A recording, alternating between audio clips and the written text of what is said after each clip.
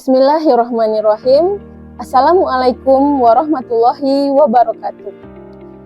Perkenalkan, nama saya Elva Rahmi Fitri, dosen program studi Sarjana Terapan Teknologi Produksi Tanaman Perkebunan Politeknik Pertanian Negeri Payakumbuh. Program studi Teknologi Produksi Tanaman Perkebunan adalah program studi hasil upgrading dari program studi D3 Budidaya Tanaman Perkebunan yang diperoleh melalui program kompetitifan tahun 2022. Pada kesempatan ini, saya akan menyampaikan pernyataan diri dosen dalam unjuk kerja Tridharma Perguruan Tinggi atau yang disingkat PDD UKTPT, bidang pengajaran pada salah satu mata kuliah Ekonomi Manajemen Pertanian 1, dengan bobot 2 SKS, di mana 1 SKS kuliah dan 1 SKS praktek. Mata kuliah Ekonomi Manajemen Pertanian 1 merupakan salah satu mata kuliah kompetensi inti di program studi Teknologi Produksi Tanaman Perkebunan. Mata kuliah Ekonomi Manajemen Pertanian 1 berperan penting dalam pencapaian profil lulusan program studi Teknologi Produksi Tanaman Perkebunan, yaitu sebagai manajer perkebunan dan wirausaha di bidang perkebunan. Capaian pembelajaran adalah mahasiswa mampu menguasai konsep dan aplikasi perkreditan, perkoperasian, perpajakan, dan faktor produksi pertanian dengan tepat dan bertanggung jawab. Untuk mencapai capaian pembelajaran, maka topik mata kuliah ini adalah sebagai berikut. Yang pertama, ruang lingkup perkreditan, sumber dan proses pemberian kredit. Yang kedua, sistem perhitungan bunga kredit. Yang ketiga, faktor produksi pertanian dan hubungan input-output.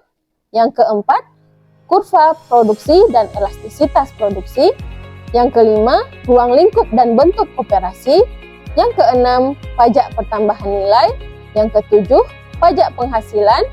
Dan yang kedelapan, pajak bumi dan bangunan. Adapun metode pengajaran yang saya terapkan di dalam kelas adalah metode DIA, Delivery Interaction Assessment.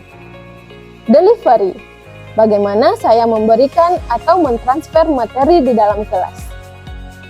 Yang saya lakukan adalah menyediakan bahan ajar berupa PowerPoint, BKPM, dan buku penunjang lainnya yang dikirimkan melalui LMS Kampus Politeknik Pertanian Negeri Payakumbuh, yaitu Adlink. Kemudian menyampaikan materi dalam bentuk PowerPoint presentasi. Adapun sistem interaction yang saya lakukan di kelas yaitu sistem SCL atau Student Centered Learning. Sistem SCL merupakan pembelajaran yang menempatkan mahasiswa sebagai peserta didik atau subjek sehingga akan mengembangkan minat menjadi lebih aktif, kreatif, dan inovatif. Sistem SCL dapat berupa interactive learning, yaitu pemaparan materi di dalam kelas oleh dosen dengan menyisipkan pertanyaan kepada mahasiswa dan meminta pendapat mahasiswa. Interaksi di luar perkuliahan saya lakukan melalui LMS Kampus Politeknik Pertanian Negeri Payakumbuh, yaitu Adlink. Di LMS, saya dapat memantau pekerjaan atau tugas mahasiswa di luar jam perkuliahan. Mahasiswa juga dapat menyampaikan kesulitan dan pertanyaan yang berkaitan dengan mata kuliah Ekonomi Manajemen Pertanian. Aspek asesmen yang saya lakukan yaitu proses penilaian kepada mahasiswa secara objektif sesuai dengan kemampuan mahasiswa itu sendiri. Pada awal perkuliahan, saya sudah menjelaskan poin-poin penilaian dalam kontrak perkuliahan sebelum dimulai proses pembelajaran di kelas. Adapun poin penilaian dalam mata kuliah Ekonomi Manajemen Pertanian ini antara lain ujian tengah semester, ujian akhir semester, tugas, dan kuis. Dengan mengetahui poin-poin penilaian, diharapkan mahasiswa memiliki motivasi dan strategi untuk mendapatkan nilai yang optimal dan dapat mengetahui proses penilaian yang saya lakukan secara transparan dan objektif. Demikian pemaparan 3 aspek yang saya terapkan dalam pembelajaran di dalam kelas. Selanjutnya, saya akan menampilkan video cuplikan perkuliahan pada mata kuliah Ekonomi Manajemen Pertanian dengan materi pajak penghasilan. Selamat menyaksikan. Assalamualaikum warahmatullahi wabarakatuh. Waalaikumsalam warahmatullahi wabarakatuh. Selamat pagi. Bagaimana kabarnya pagi hari ini? Sehat. Alhamdulillahirobbilalamin. Pagi ini kita masih diberi kesempatan untuk berkumpul di ruangan kuliah kita ini dalam rangka menuntut ilmu, terutama pagi ini adalah pada mata kuliah Ekonomi Manajemen Pertanian 1 dalam materi pajak penghasilan. Nah, sudah siap untuk menerima materi hari ini? Siap. Baik, sebelum kita mulai perkuliahan, dipersilakan kepada saudara untuk berdoa terlebih dahulu. Silakan.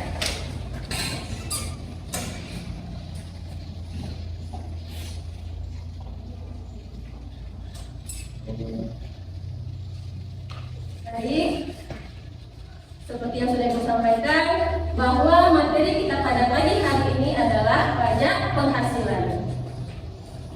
Di mana sebelumnya pada pertemuan minggu lalu kita sudah bahas materi perpajakan dan pajak pertambahan nilai.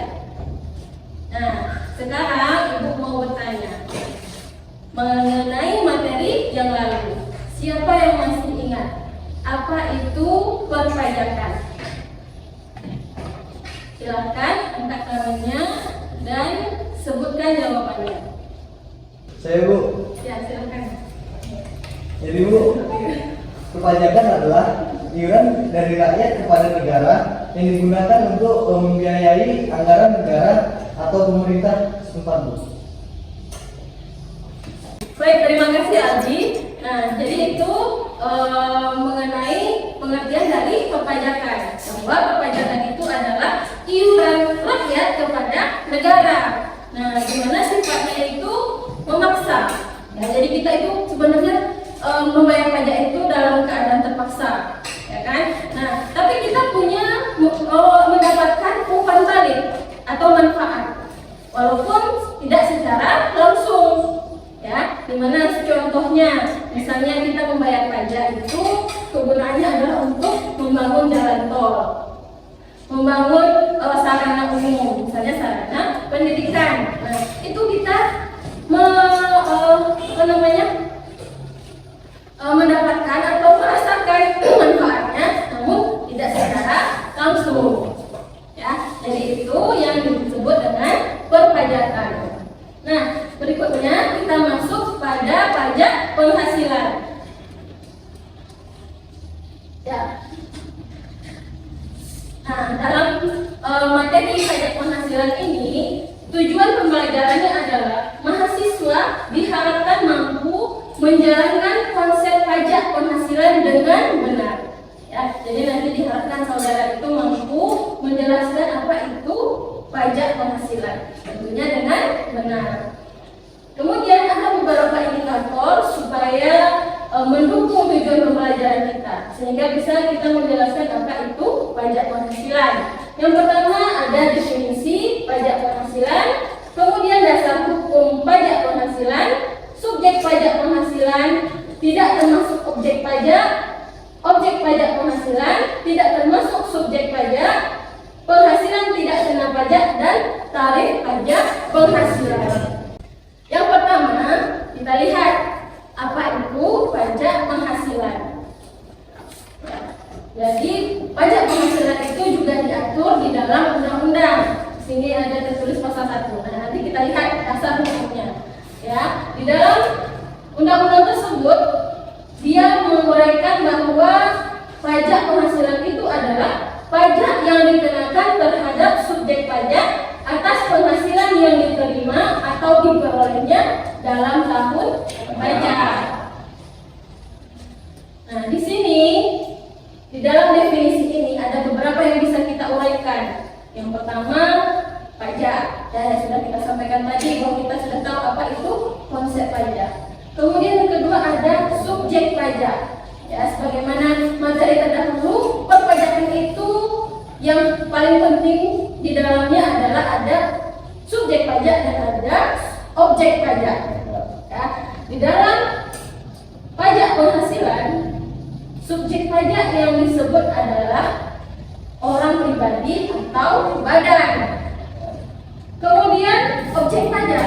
Nah, apa yang menjadi objek pajak dalam pajak penghasilan? Tentu saja penghasilan itu sendiri. Paham?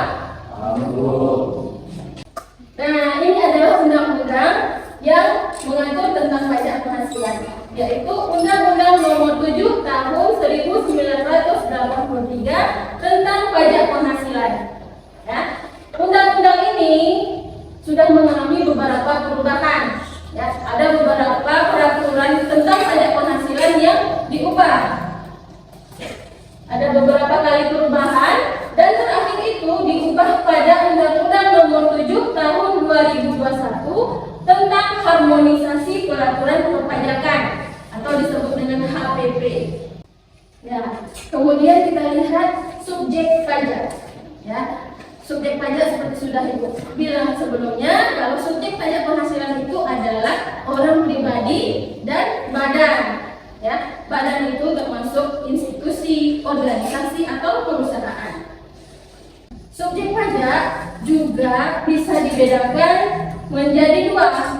Ada subjek pajak dalam negeri dan subjek pajak luar negeri.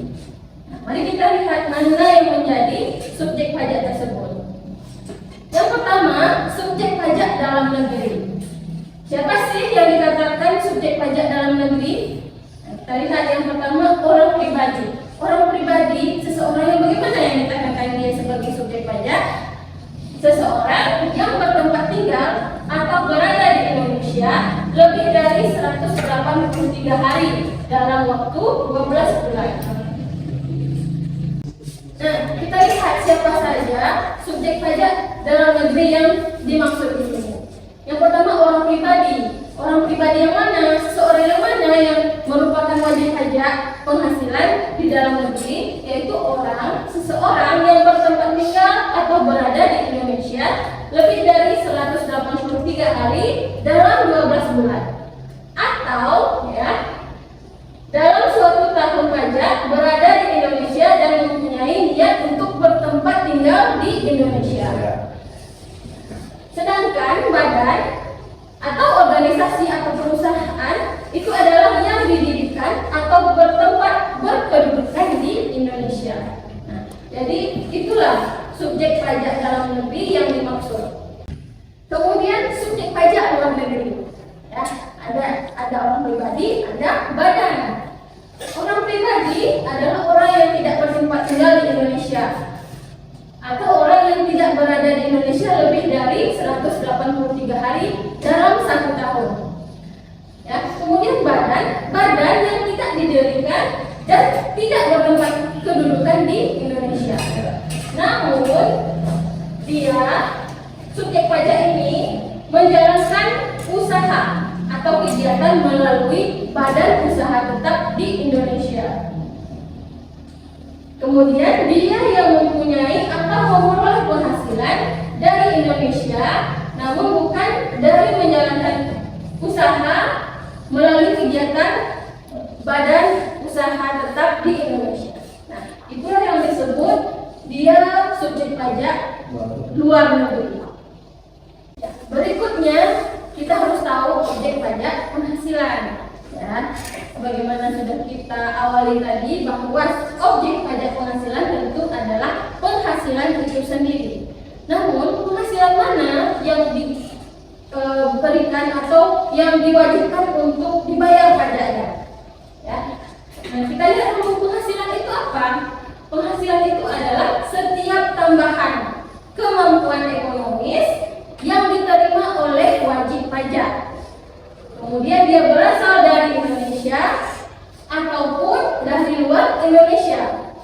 Nah, di mana penghasilan itu dapat dipakai untuk konsumsi atau untuk menambah kekayaan wajib pajak tersebut. Nah, yang mana itu dengan nama atau dalam bentuk apapun, ya. Jadi apa yang diterima, baik berasal dari Indonesia maupun luar Indonesia, yang digunakan sebagai konsumsi atau menambah kekayaan dalam bentuk apapun, itu disebut dengan penghasilan. Nah, sekarang kita lihat penghasilan yang mana saja yang harus dibayar pajaknya. Nah, sebagaimana kita tahu kalau penghasilan itu dapat dihasilkan dalam bentuk gaji, upah, tunjangan, honorarium, komisi, bonus, gratifikasi, uang pensiun atau imbalan lainnya. Itu adalah objek pajak bagi subjek pajak orang pribadi. Ya, kalau objek pajak bagi subjek pajak badan itu termasuk laba usaha. Kemudian kita pasti bertanya, ada nggak Bu penghasilan yang kita tidak harus bayar pajaknya? Ada. Contohnya apa? Contohnya itu bantuan atau sumbangan dalam bentuk zakat. Kemudian ada harta hibahan. Kemudian harta termasuk setoran tunai yang diterima oleh badan sebagai pengganti saham atau penyetaraan modal. Itu dia tidak harus dibayar pajak penghasilannya. Di dalam pajak penghasilan ada istilah penting. Yang pertama adalah penghasilan tidak kena pajak, ya, atau sering disingkat dengan PTKP. Apa itu PTKP?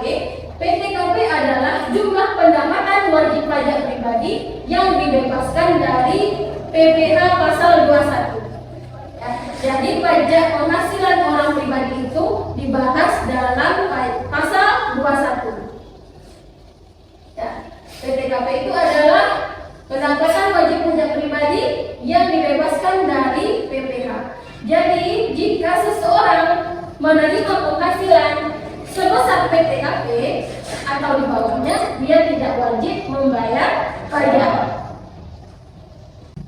Nah, PTKP ini ada beberapa lapisan. Ya, yang pertama kita lihat untuk diri wajib pajak pribadi. Ya, jika status kita adalah wajib pajak, tapi kita masih sendiri, itu PTKP-nya adalah sebesar 54 juta rupiah. Kemudian, jika wajib pajak tersebut statusnya kawin, ditambahkan PTKP-nya sebesar 4.500.000 rupiah. Nah, jika wajib pajak tersebut mempunyai seorang istri yang bekerja, kemudian penghasilannya itu digabung dengan penghasilan suami, maka PTKP-nya ditambahkan lagi sebesar 54 juta rupiah. Nah, berikutnya terakhir adalah tanggungan, ya, tanggungan keluarga. Ya, jadi tanggungan itu tidak hanya anak, termasuk di sini adalah saudara semenda, saudara-saudara dalam garis keturunan lurus, serta anak angkat yang menjadi tanggungan. Nah, di sini maksimal 3 orang. Ya, satu anak itu memperoleh penambahan PTKP sebesar 4.500.000 rupiah. Ya, maka jika seorang wajib pajak berstatus kawin, kemudian memiliki seorang istri dan punya 1 orang anak, maka PTKP-nya adalah 117 juta rupiah. Maksudnya adalah jika seseorang wajib pajak itu mempunyai penghasilan 117 juta per tahun, maka dia tidak perlu membayar pajak. Kemudian kita masuk pada tarif pajak penghasilan. Ya. Dalam pajak penghasilan, tarifnya ini adalah berlapis. Ya, ketentuan tarifnya berlapis. Ada di sini 1, 2, 3, 4, 5 lapisan. Ya, dan ini juga sudah mengalami perubahan yang diatur dalam Undang-Undang HPP. Ya, di mana sebelumnya ada 4 lapisan, kemudian di Undang-Undang KPP terjadi penambahan menjadi 5 lapisan. Lapisan pertama, tarifnya adalah 5%, ya, di mana jika seseorang penghasilannya itu sampai 60 juta. Kemudian lapisan kedua 15% jika penghasilannya 60 juta sampai 250 juta rupiah. Kemudian tarif ketiga 25% jika penghasilannya di atas 250 juta hingga 500 juta. Kemudian tarif berikutnya adalah 30%.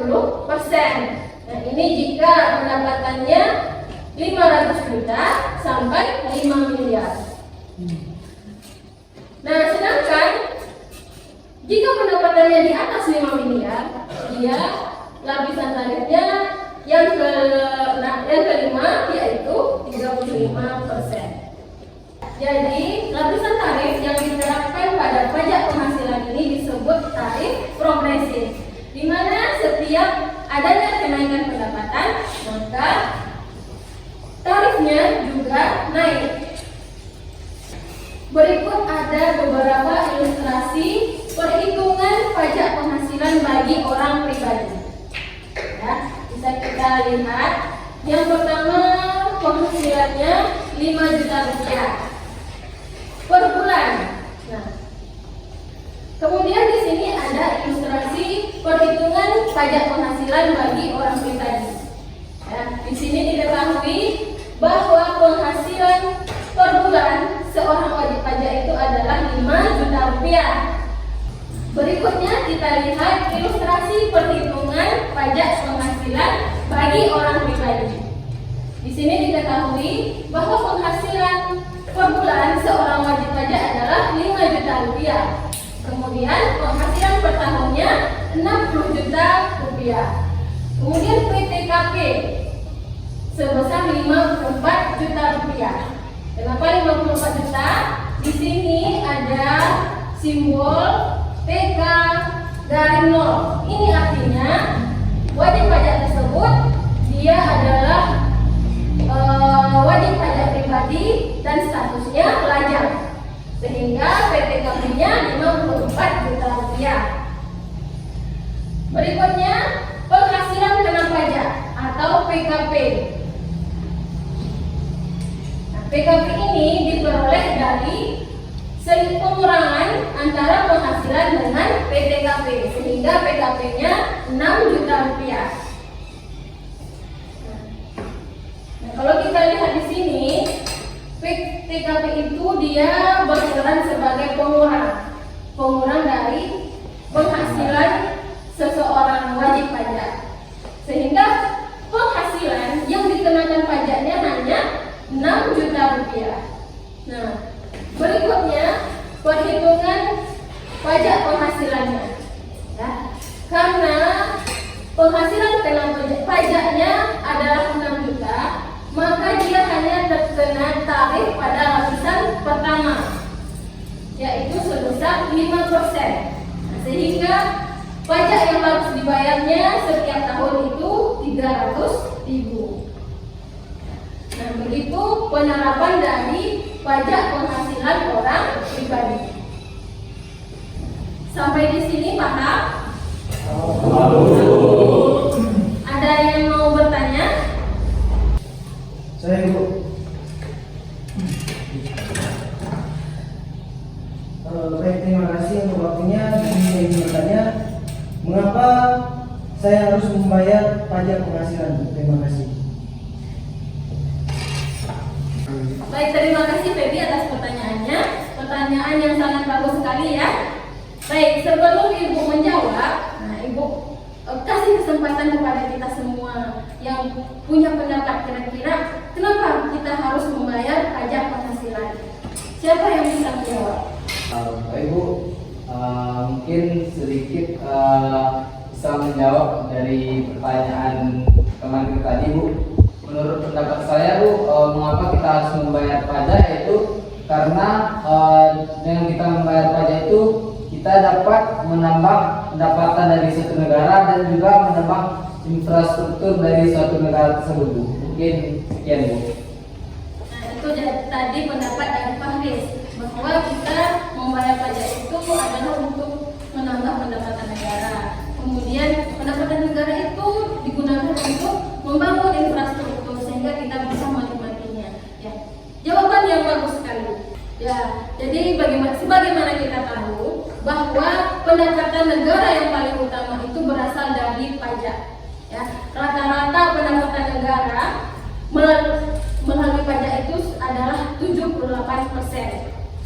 Ya, dan kontribusi pertama di antara jenis pajak yang lain, pajak penghasilan adalah yang tertinggi, yaitu 38%. Ya. Setelah itu baru pajak pertambahan nilai, kemudian dan pajak bumi dan bangunan. Ya, pada tahun 2021, ya, kalau saudara baca berita atau sering membaca bacaan yang mengenai pajak ini, bahwa tahun 2021 itu penghasilan negara dari pajak itu adalah 700 triliun. Ya, coba bayangkan 1 tahun tidak ada penghasilan negara dari pajak. Ya, apa yang harus dilakukan oleh pemerintah? Apalagi untuk kebutuhan negara seperti pembangunan infrastruktur tadi, ya, pembangunan sarana publik. Jadi itu bagaimana pentingnya kita membayar pajak, terutama pajak penghasilan. Ya, sampai di sini paham? Nah, jadi itu salah satu tujuan kita belajar mengenai perpajakan di bangku kuliah ini. Ya, karena suatu saat kita akan menjadi seorang wajib pajak. Ya, dan itu kita harus memiliki kesadaran untuk menyetorkan pajak kepada negara. Kita di sini mungkin nanti tidak hanya akan menjadi pegawai tetap di suatu institusi, bisa menjadi seorang pengusaha. Nah, jadi sebagai seorang pengusaha atau sebagai seorang manajer itu harus paham mengenai pajak sehingga mampu nanti untuk mengontrol tenaga kerjanya. Jadi itu pentingnya kita mempelajari pajak penghasilan. Nah, masih ada pertanyaan? Nah, dari yang Ibu jelaskan tadi, kita kaitkan, kita mereview kembali mengenai pajak penghasilan ini. Nah, kira-kira pajak penghasilan ini termasuk jenis pajak yang mana? Ya, kita sebelumnya sudah mempelajari tentang jenis-jenis pajak. Nah, termasuk jenis pajak yang mana? Jadi jenis pajak itu ada 3. Jenis pajak menurut golongan, jenis pajak menurut sifatnya, kemudian jenis pajak menurut pemungut. Ya. Kalau kita lihat satu persatu, kalau menurut golongan, pajak penghasilan itu termasuk pajak apa? Pajak langsung. Kemudian yang kedua, jenis pajak berdasarkan sifat. Masuk sifat yang mana? Subjektif. Jadi pajak penghasilan adalah pajak subjektif. Kemudian menurut pemungut, ya, masuk jenis pajak yang mana? Jenis pajak. Jadi itu dia materi kita tentang pajak penghasilan. Berikutnya, saudara ditugaskan untuk melihat pajak penghasilan dengan subjek pajak badan. Ya, tadi kita sudah bahas mengenai subjek pajak orang pribadi. Nah, sekarang saudara ditugaskan untuk melihat bagaimana subjek pajak badan. Silahkan nanti tugasnya dikumpulkan melalui LMS kampus kita, yaitu @link. Baiklah, demikian perkuliahan kita pada pagi hari ini. Semoga saudara dapat memahami dan menguasai materi yang sudah diberikan. Mohon maaf dan terima kasih. Assalamualaikum warahmatullahi wabarakatuh.